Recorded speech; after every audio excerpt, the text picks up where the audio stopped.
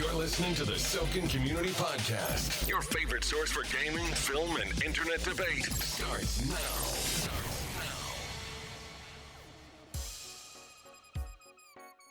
Hello, everyone, and welcome to the Sokan Podcast. I'm your host, T, and with me are Jace and Leo. That's Jace Drayson! And hello, I'm Leo.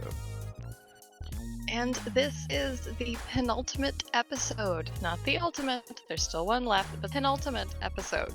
It's okay if you didn't recognize that word, because Jace didn't know what it meant either when we talked about it behind the scenes last week. Bic. Dude, I had to look it up is too. the ultimate pen. Bic does make good pens, yes. Anything of note this week you guys wanted to update the rest of the world on? Oh, it's just more of the same, you guys. I'm wondering if we may need to restart 2020. I'm coming to the realization that literally something might be off on a metaphysical, eschatological framework. Yeah.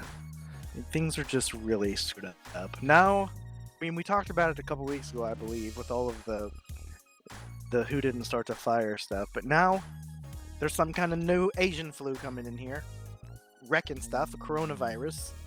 I read a meme that said, you know what would go good with the coronavirus? Lyme disease. No, giggity. You get it, like Mexican beer. Oh, I do get it. I didn't, but Like humor. now I do.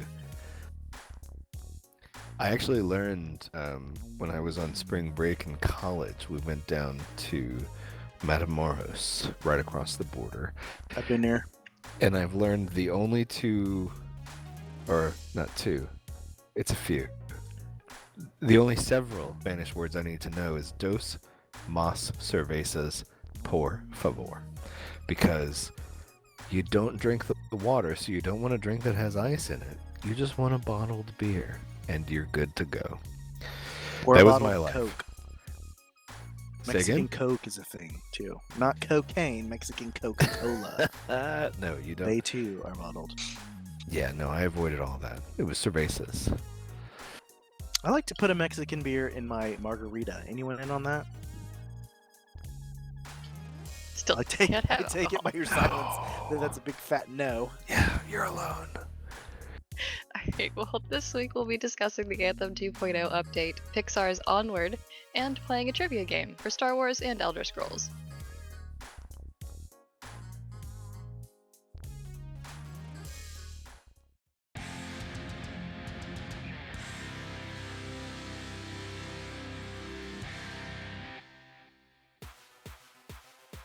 Late last year, Kotaku released information that BioWare was planning a complete overhaul of their game Anthem, which came out in February of 2019.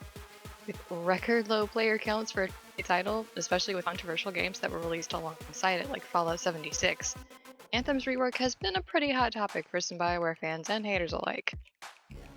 Did either of you play Anthem when it was first released? And do you think that you'll play it again when it gets its overhaul? I did play Anthem when it was first released, and I do imagine that I will play it again when it gets an overhaul. I have a confession. I was gifted Anthem by someone on this podcast. That was so nice, T. And man, I hated that game. Oh, I wanted to play it with my friends, and Yeah, there was a group of us that would jump in and fly around and do missions there for a little while. And we tried to get Leo interested in it, and he just didn't care for it. It wasn't his cup of tea. Ta-da. It was my cup of pee. I'm not opposed to that. I'm into it sometimes. Oh, right. So, do you guys think the game warranted an overhaul, or do you think that they're just attributing this to why it hasn't gotten the player base they were hoping for? So, I think it definitely needed an overhaul. There were a lot of issues with the game at its release. A lot of them were connectivity issues. A lot of them were just insane, stupid, crazy loading times. And a lot of it was just a lack of content, and I mean, other criticisms that we can get into. But I do think the game warranted an overhaul. I'm excited about the potential for it because I do think there were some cool elements of the game, and I frankly would enjoy playing it with my homies. I think it could be a lot of fun. I think that the number one problem with, see, I don't know. I don't play on what I would consider a super top line machine, but I didn't experience. I recognize that some people did experience problems with the game. I did not. It ran like butter on my machine. I never had a problem with connectivity. Some of the load times when it first launched were a little long, but there was a patch, I don't know, a couple weeks in that seemed to fix that for me, and my load time straightened out. Um, but really, overall, the bones of the game were kind of fantastic. It was one of the funnest, mechanically speaking, one of the funnest games I've played in that genre for a long, long time. I liked being able to fly around and shoot lightning out of my palm, or fire out of my palm, or blow up stuff with, brain bombs or whatever it was. The Yeah. content, I guess it depends on how you look at it, whether the content was light or not. The game, the story content, I thought was a little short. There were about, I don't know, 10 hours maybe of story, and that felt really short for a BioWare game for me. Yeah, for BioWare game, absolutely. I went into it, I think, because I know BioWare and I know Dragon Age and I know Mass Effect. Like, I kind of go into it expecting a story, and I was really disappointed by that. But aside from that, I mean, the I don't know, the game itself. I mean, we've talked at length, Jace. I know already, but the gameplay for me was just hot garbage. Like, it was. I couldn't connect most of the time, and when I could, the gameplay was janky. I was constantly facing FPS issues, and like my character would get into these like I'd push a button and I would just start sprinting off in a random direction with the shield raised. Like, just the things that I didn't press any buttons to do, and it was really difficult to play a game that had those kinds of bugs. And I know I was not alone because its Metacritic user score is at 4.0. I mean, it's like it has received its fair share of criticism for stuff like that. Like I said, did not experience any of it. I played with a couple of other people in our guild, and they didn't seem to. You can't deny people did. I mean, if it's that, well known, it's on the internet to that level, you have to acknowledge it at least. I did not experience it. What I loved about the game was the lore too. I thought that it had a really cool backstory. The universe and world building was on par with BioWare. The story was short, but man, it was really good. I loved being this kind of freelancer, roughneck guy that kind of got into this mysticism of a world that was created by these weird powers and this weird anthem, and kind of uncovering the story. There was a little bit of sci-fi, a little bit of almost space opera feel to it, but I enjoyed every minute that I played it. There were problems, obviously. Once you get to a point where there's nothing left to do in the game, what are you going to do? You don't want to just keep doing the same thing over and over. So a lack of content really can be the death knell for a game that's supposed to be kind of ongoing with releases and story and stuff. Yeah, for sure. I don't know. I had kind of the opposite experience. Like, maybe it was because of my expectations with BioWare, but I found the story to me was, I mean, it was okay. It was kind of bland. It was just like all of the other like sci-fi games that were coming out at around the same time. It was just like, oh, okay, look, this is another thing. The voice acting and stuff just wasn't impressive to me. Even the quote choices you got as a character for like your dialogue return options they didn't affect anything. It was just, I don't know, there was a lot of stuff that maybe I was expecting too much out of what is basically a shooter, and I was expecting an RPG because of BioWare and because of some of the facade of like it being it having elements of an RPG. Maybe I just didn't have the right expectations going in, but man, I was disappointed.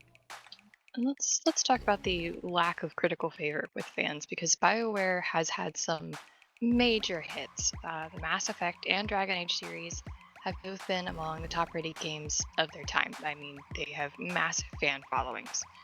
And then this one, they just really seem to drop the ball. What is it? Do you think that there's something in particular that caused BioWare to fumble their record here? They got out of their wheelhouse. And let's be honest, BioWare Yeah, is totally. high RPG. That's what they do really, really well. They tell stories and make characters, and they give you choice, and your choices matter. And, you know, BioWare isn't necessarily known for great gameplay. That's not. I'm not saying the gameplay is terrible in those games. Certainly, Mass Effect and Dragon Age are fun to play. It's just that they don't break a mold. They do things that have already been done. Dragon Age Origins probably is a standout there in terms of gameplay, but even that is very traditional RPG, and that's what BioWare really does well. And I think they fumbled by trying to grab a piece of the Destiny crowd. Yeah, totally.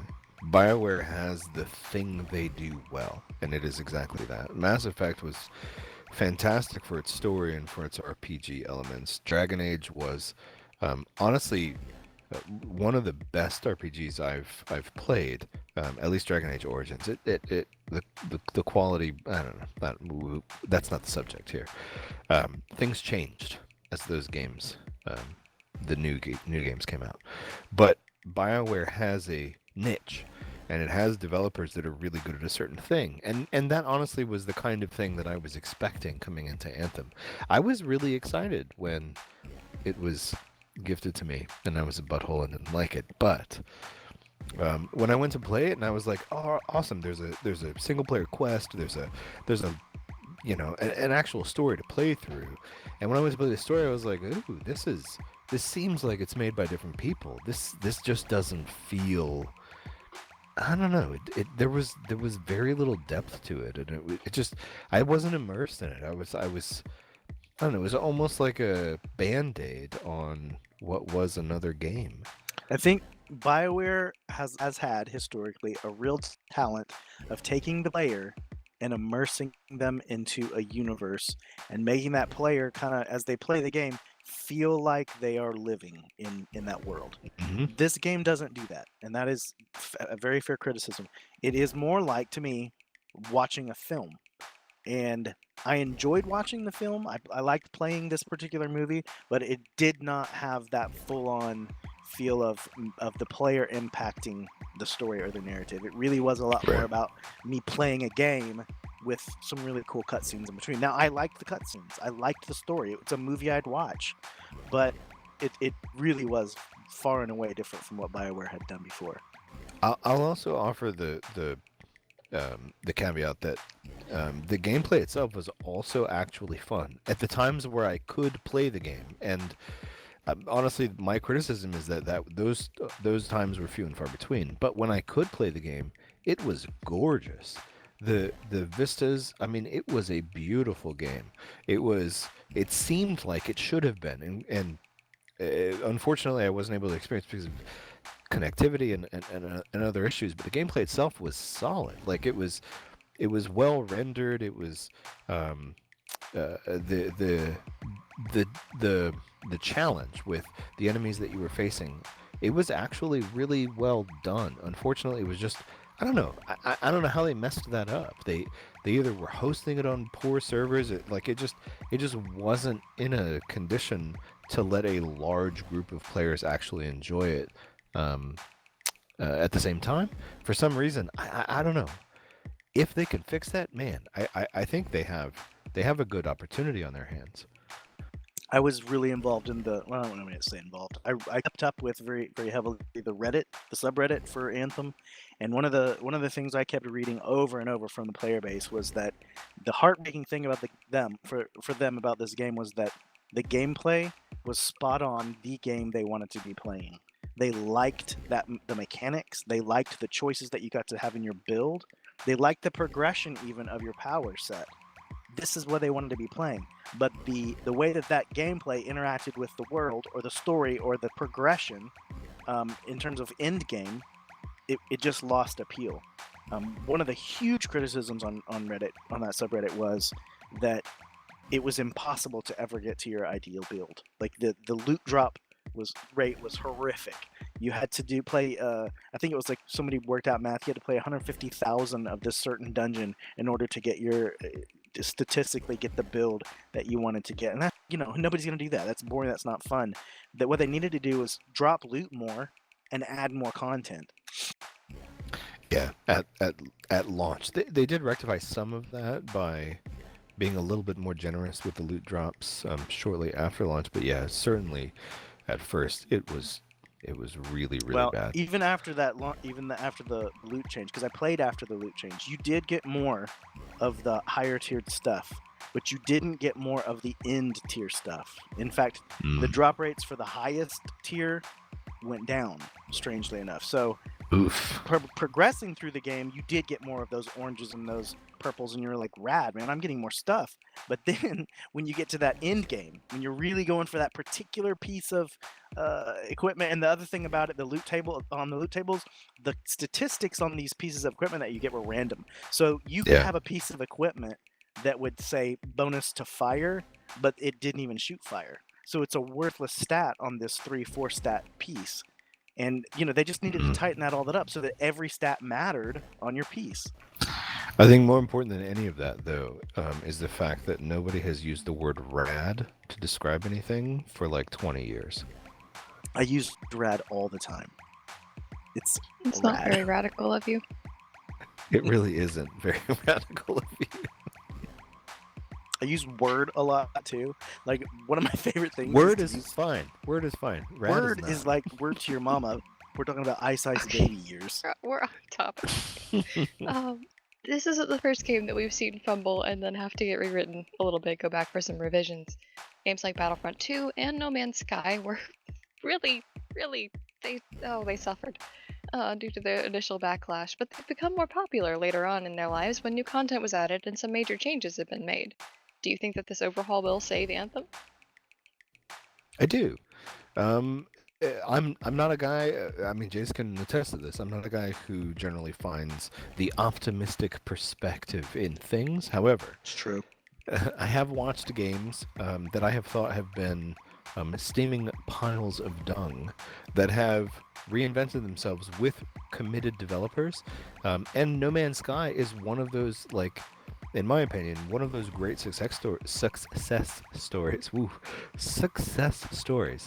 that of a game that wasn't well received when it was released, but had changed because of committed developers and became something great, something that it was originally supposed to be. Everything I have heard about Anthem gives me hope that BioWare and even EA, for all of my deep, dark hatred of some of EA's strategies, it gives me hope that Anthem can be salvaged. I have big hope, and part of it is because what I read from the developers, where they said, number one, we hear you. We have received the feedback. We are listening. And B, number two, they have pulled their developers, their devs from just about every studio to work on the game. So if you're listening to the player base and you're giving the resources to make it good, I just don't know how they can go wrong, especially with a game that I consider having such great bones, having such a fun gameplay. Bones. You are the chosen one, BioWare. Oh, I thought you were talking to me. Dude, BioWare's made some fantastic games. Please make Anthem fantastic. We're literally begging you. Well, whether you loved or hated Anthem, or whether you will grow to love it or to hate it more, BioWare does appear invested in making it as popular as they believe that it should be. However, if you're more of a fan of some of their older titles, the company has made plans for a Dragon Age 4, and rumor has it they're in early production stages for another Mass Effect title.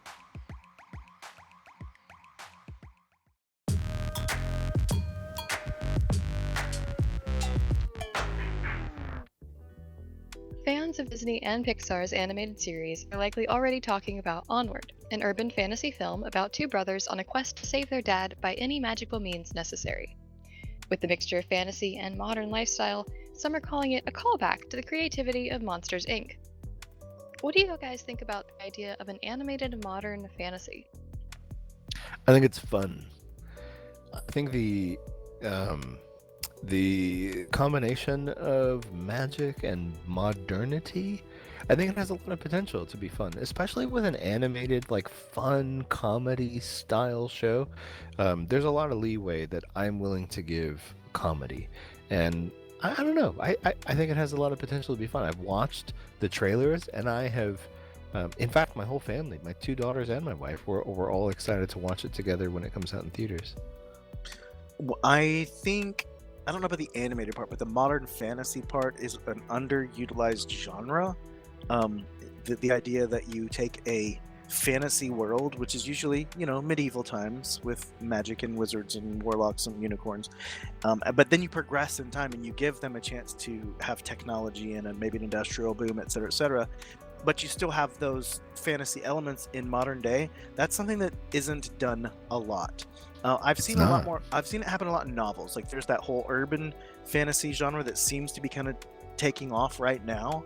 And I think there was a show on Netflix called Shine that was that sort of idea, a fantasy world, but in current modern day. And I think that there's just so much opportunity to tell a lot of big stories there. Yes, I loved the trailers. Yes, I think that it looks funny, and Pixar usually hits it out of the park. So I have high hopes on all of that stuff. But I think that at the core, the idea of taking fantasy elements that we all kind of like as our peers and then putting it in the today realm, or maybe, the 80s realm. It doesn't look like it's exactly today, whatever. It's just not done a lot, and I like it. Have you seen the movie Bright? Oh, maybe that's not what I'm talking about. I said Shine, but maybe I meant Bright. Yeah. The one with Will Ferrell? Will Smith, right? I mean, Will Smith. Oh no, totally different Will guy. Ferrell would have made it a completely different movie. He would have. There's so much Will room Smith, for yes. activities. Yeah, Bright. I thought was a really good movie. I heard it got lambasted with critical reviews, but I thought it was really good. I liked it too. In my household, we enjoyed it very much, and we hoped for a sequel. So I think the idea of a modern fantasy, it's a very underutilized genre, and if it can be done well, like there are certain I don't know, even RPG genres that do it well. What is the oh no, I'm gonna waste our time here. I cannot think of the tabletop and even video game. Shadowrun, that's it. That's exactly what I was thinking of. Thank you, T.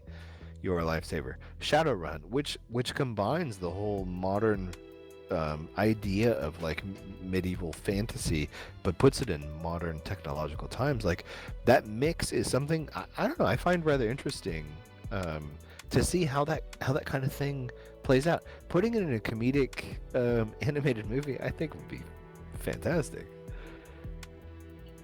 How do you feel about the trailer showing magical creatures as just sort of everyday nuisances?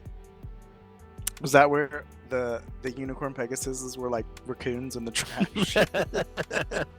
I laughed. I freaking laughed. I ain't gonna lie. Yeah, no. It has so much potential, especially for something that isn't taking itself seriously. It has infinite potential to be something funny. Now the difference, and I'm gonna put the movie we were just talking about, Bright. Mm-hmm. What was it? Oh no, what Bright. was the name of the movie? Bright. You said Bright. I had said Shine, but I think you're right. Man, It's okay. Bright. So I'm gonna put Bright as a comparison. Like he kills a fairy. Like Will Smith kills a fairy at early in the movie, and it like it was kind of a dark moment, but they tried to paint it as comedic. Like this is a cartoon that isn't going to do that, or I have full confidence Pixar's not going to confuse the two, and it's going to make things comedic and fun. So yeah, no, I'm stoked about it. I think it could be a lot of fun. Yeah, and there's just so much you can do with it. Like the unicorns in the trash is hilarious. Everybody thinks of unicorns or Pegasus as these majestic, ultimate beautiful creatures, and they eat your trash and have to be chased away like they're pests. That's cute. Well, we can't talk about this film without talking about its cast, which includes Jace's favorite web-slinger. The film stars Tom Holland and Chris Pratt as the elf brothers Ian and Barley. How do you guys feel about the cast, and what are your thoughts on the character's design? I'm gonna let Jace go. Listen, it's not just Tom Holland. Yes, he is a complete and utter bae. Chris Pratt is also big time zaddy, totes in. But I just watched. This is a little off topic. I just watched. Kanan just DM'd me the video of Tom Holland singing, lip syncing to Rihanna's Umbrella. It's the best thing on the internet. Sometimes if I'm having a bad day, I just put it on so that I can feel better. I highly request everyone go look. But anyway, Tom and Chris as a cast together, period. You know, come on, you can't go wrong. They're so fun, they're so charming, they're so easy to watch and like. Adding their voices is just gonna make the whole premise and the whole movie better. Super cool. The rest of the cast is great too, but you know, come on, Tom Holland. I can say, as a person who's not attracted to either of them, I do kind of agree that I think they will make a fantastic pair. I think their chemistry, because of their own kind of quirky, goofy nature, if they let that shine, and this is an animated comedic movie, so of course they're not only going to let that shine, they're going to highlight it. I think it's going to be probably one of the best elements of the production. I'm really looking forward to it, and I don't have any attraction to them whatsoever. You will be. You will be. I'm not super excited about the character design. Now, I don't hate it. It wasn't like I looked at it and I thought, no, never going to see this. But I often have problems with character design in Pixar movies. I don't like that bigger size head. I don't like that over drama cartoon look. I'm much more of a photoreal guy. I like that. And I know you kind of get to the uncanny valley when you start to make those decisions. But something about the way these characters look reminds me of World of Warcraft, and I have never liked the art design of World of Warcraft. Ooh, man. I have also never liked the art design of World of Warcraft. But I didn't see that when I watched the trailers for the movie.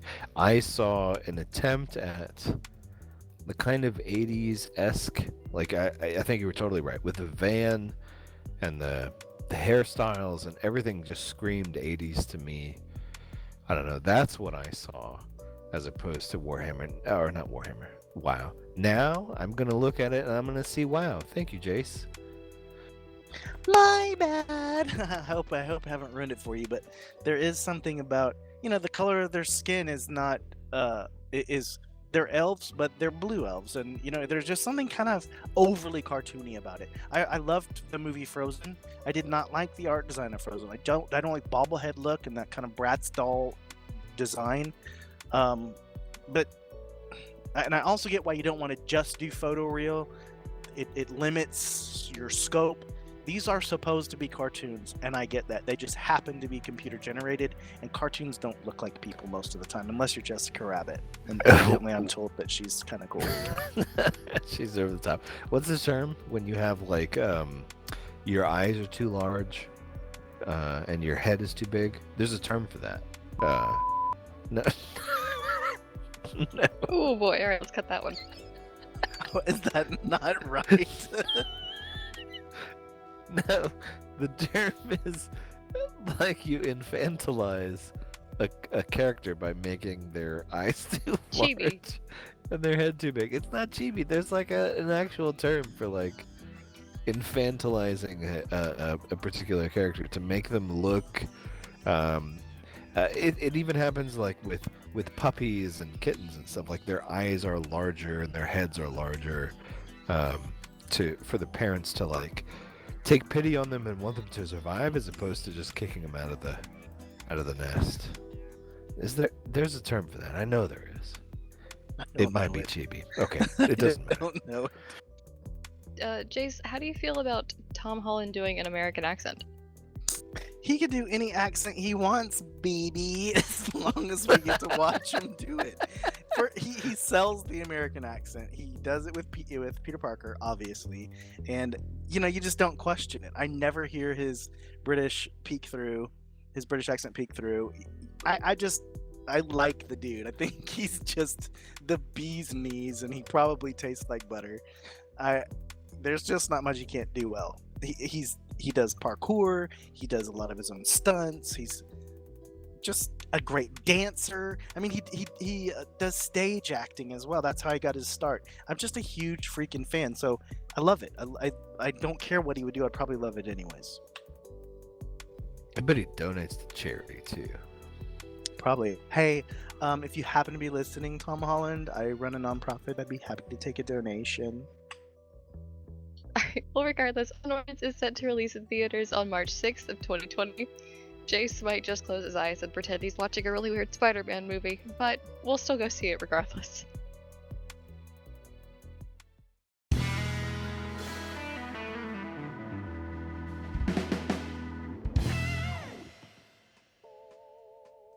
Alright, so, we love to tell you guys all the things that we no doubt get wrong while we are embarking on the journey that has been recording this podcast. And this episode, we were planning on doing a trivia segment, as I mentioned at the beginning. However, that particular bit of recording is now lost to the annals of time. It will never be found, and we're very sorry. I won. I don't like to admit anything that I did wrong. It was a really great game show, you guys. It came down to a tie, and then there was a tiebreaker, and then I got it. I don't want to talk about it. Really wish y'all could have heard it. You would have loved it. I think we should move on. I think we should keep being really vague about it. We'll get more and more upset that we've absolutely let's lost do this that. piece of recording. We'll keep moving on. Alright. Listen, Anyway. listen. Hi, it's me, Soul the producer. Listen, I'm just glad it happened for the trivia game and not something hugely important. Yeah, I mean, imagine it lost the outro. Whoops.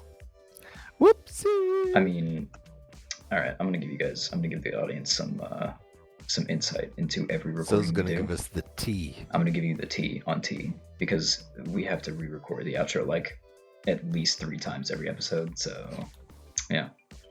Yeah. Fight me, tea. It's okay, guys. Don't worry. We've been saving all of the flubs, and there may or may not be a blooper episode available after the rest of the podcast Nonsense. has We make concluded. no mistakes. Mistakes were made. Mistakes are made in It every may episode. be 90% me mispronouncing people's names, but we'll find out when we get there. I will be putting together a blooper reel, and it will have a compilation of T just mispronouncing names. I don't believe it. Ricky Gervais. Okay, that one, yeah. No, that's great. I just run face first into these two. It's like every time. Ricky Joavassier. We do have a quota to fill. We have not talked about Star Wars yet this episode. So we're just gonna kind of freehand it. But my question for both of you is, I know that we've talked a lot about Elder Scrolls as Star Wars, and I wanted to ask you guys about what your favorite bits of trivia were from the different franchises. Whether that's like something from behind the scenes, whether that's like you just really like the work of this one voice actor, if there's this one funky NPC. Like I've heard that there's the one NPC in Elder Scrolls where you can actually hear the voice actor repeat the line twice because they apologize for getting it wrong the first time, but they never cut the audio clip. And they animated that? I didn't know that. That's hilarious. You probably don't know this about me, but I'm a huge fan of boy bands. So one of my favorite bits of trivia is the fact that the band NSYNC was played as Jedi in the huge Jedi battle in Attack of the Clones out on the fields in Geonosis. So that's a really cool piece of just important nostalgia and Americana that I think everyone should be aware of.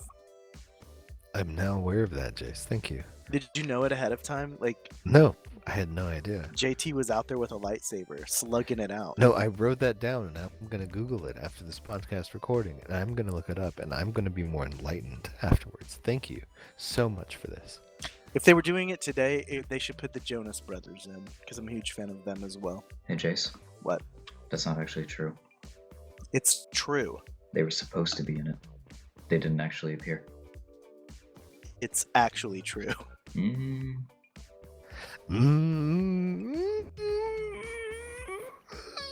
This article says otherwise. They filmed scenes, but they didn't appear. They didn't appear in the final version. Well, thanks, Sil. No. Sorry. Something that I've been clinging to for 15 years. You're ruining, aren't you?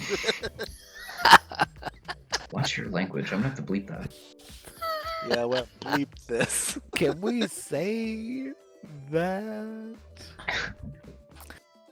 Oh This is man. a family-friendly establishment.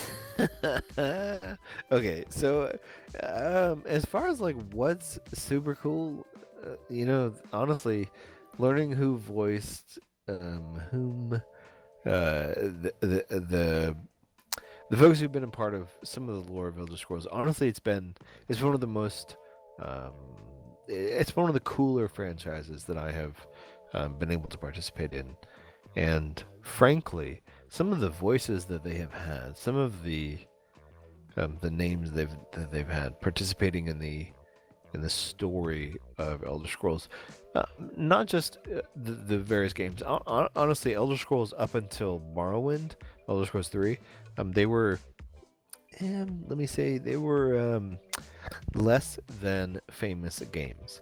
When Elder Scrolls 3 Morrowind came about, it started to gain some fame, at least among the PC crowd. Elder Scrolls 4 Oblivion was fantastic. Elder Scrolls Skyrim blew the doors off of at least PC games and their inferior counterparts among the consoles.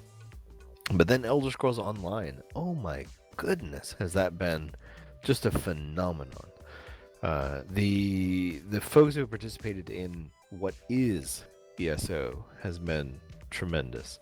The folks who have voiced various characters, particularly the Prophet, for those of you who have played through the ESO main storyline, the dudes who's voiced Molag Bal, and more recently the dude who's voiced Abner Tharn. I can't for the life of me remember his name.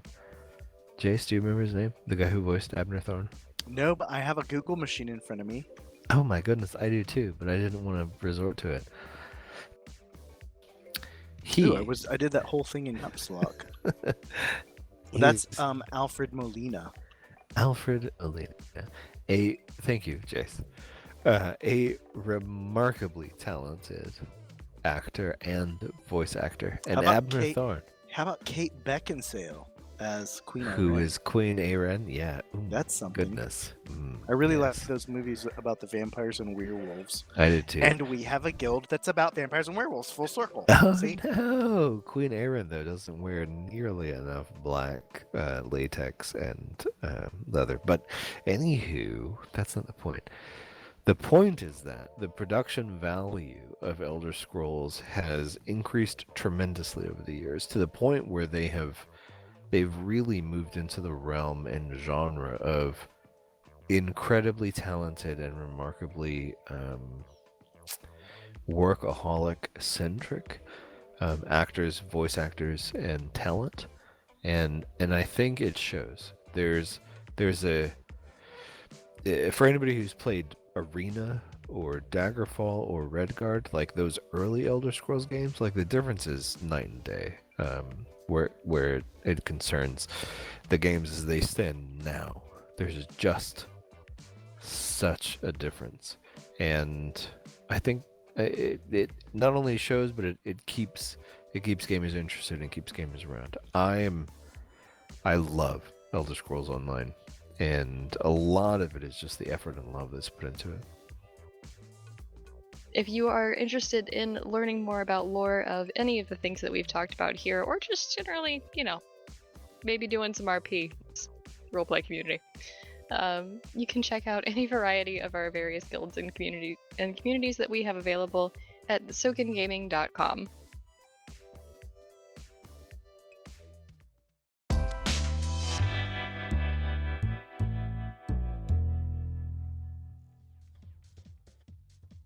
All right, this week for Tea Time, we have a question from one of our writers, Bella. Bella asks, what are your thoughts on the Obi-Wan Disney Plus series being pushed back? And are you worried about it potentially being canceled?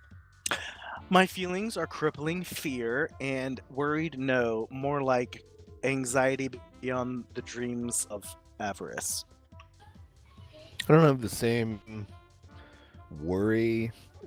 Honestly, there's a part of me that has grown a cynical thick skin over Kathleen Kennedy's Disney Lucasfilm. I don't know what you'd call it, monarchy.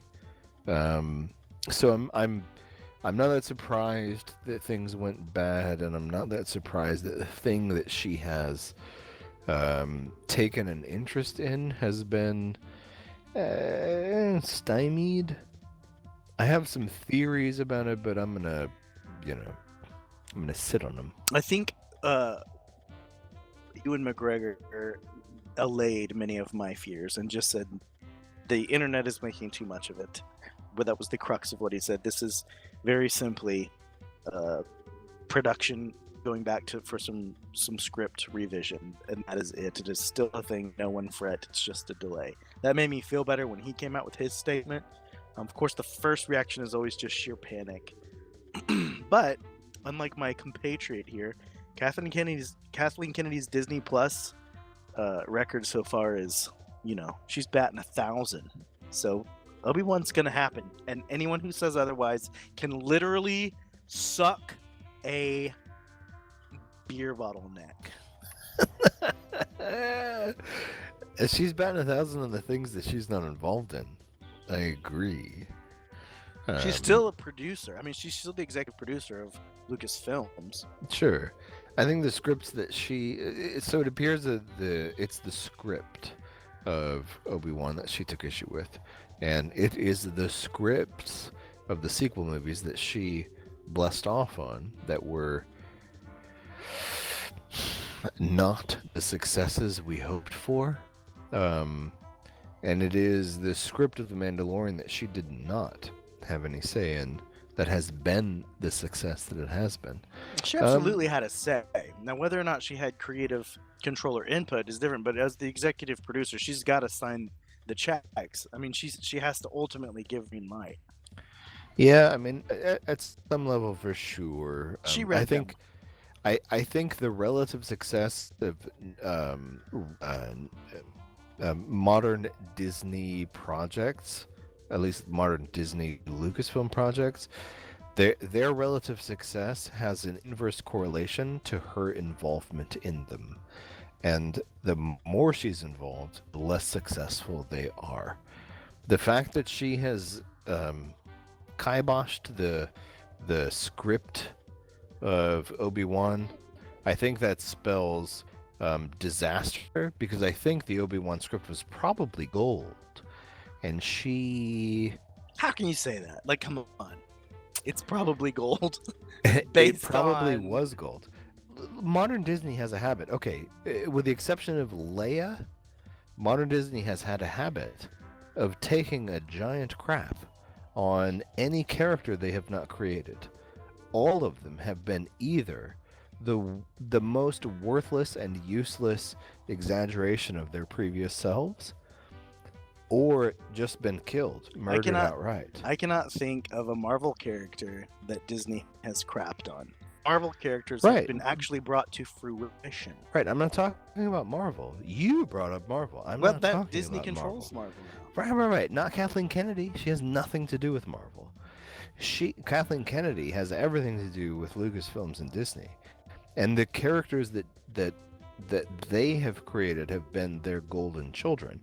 And those characters that they have not created have been taken a monumental dump upon. I don't know, maybe I'm not following line of thought. So you're saying that the Han Solos got the shaft and the Poe Damerons are getting the shine. That's what you're Correct. saying. Yes, That's what you're saying. absolutely. Well, I liked Poe. I mean, I thought he was a pretty cool character. I agree. I thought he was a pretty cool character too. I thought all of the characters that have been recently created by Disney have had potential. They've been okay. I also did not think Han Solo deserved the death that he got. I didn't think that Luke Skywalker deserved the hermitdom and death that he got. I didn't think any of the characters from original Star Wars that were not Disney characters, sans Leia. Leia got the star treatment. But all the rest, they got crapped upon, in my opinion. I think Luke did. I would say that the rest, they got a pretty nice nod. I can't think of one beyond Luke that I felt sick about. Luke, I did. But beyond that, I like Han's send-off. I mean, it was certainly sad, and it was very devastating to actually watch the film and live through it. But I thought that it was very well done, and it felt like a real. I hate that we missed such a huge arc of all of their lives, but it felt like a great arc from the beginning of the selfish, very, credit motivated Han Solo to this last moment of complete and utter selflessness for his kid. The memory notwithstanding. I feel like that was a really cool arc for a person to go through. And then Chewie got relegated to a pet. But he was always the family dog. Let's be honest. No, he didn't ever have a character was Han's partner. He was, but he didn't have a character arc. He always had the sidekick / family dog yes, role. But the sidekick of Han Solo. Like, why was he not given the keys to the Millennium Falcon? Why was he not the go-to when Han died? Why did Leia go and hug Rey as opposed to Chewie? Like, Chewie's moment there was no sense to it. Chewie's moment in Rise of Skywalker was one of the most emotional moments for me in the entire film. That's the moment that really got to me as a Star Wars fan. I think that he got a very fantastic emotional moment where he hasn't had that at all prior to. He didn't get it when Han died. You're right, man. The moment that they got back to the base and he just collapsed, it tore me in two. Well, we can't speak much further on Star Wars spoilers, at least not in this episode. If you'd like to submit a tea time question for the podcast, head on over to sokangaming.com/sokanmedia and find the submission bar on the right-hand side of the page. Thank you everyone for tuning in for our penultimate episode. For more Sokan Media, you can visit us at sokangaming.com/sokanmedia, follow our Twitter at sokangaming, and subscribe to our YouTube, Sokan Gaming Community. You can look for future episodes of the podcast on Google Podcasts and iTunes. Until next time, I've been T. I've been Jace Shady. I was an Ammon. Showerbane Leo. And for those of you who have been waiting for us to dive into the deep end of the Rise of Skywalker spoilers, tune in next week. We got something special for you. Get classy, Sokan. Thank you for listening to the Sokan Community Podcast. Craving more? Visit us on Twitter and YouTube at Sokan Gaming, as well as our website, www.sokangaming.com. Until next time, stay classy. Right, Jace?